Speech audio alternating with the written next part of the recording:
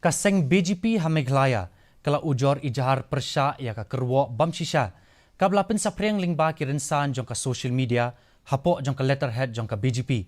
kaboong ba ka BGP Hameglaya ka persya ya ka jingrakhi ya ka Valentine's Day u President Kaseng BGP Hameglaya ba Ernest Maury uloong ba kani ka siti ka kadawsay ba kadai ka jingkwa ban simkabu persya ya ka BGP na ba kaseng jong ka liang persya ka persyang ban pintok bria ya ka BGP haswa jong ka election sya ka yang robatau anya ka jela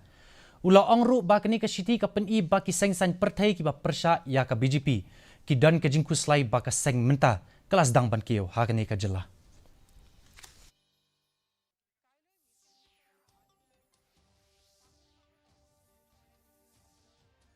This letter, it is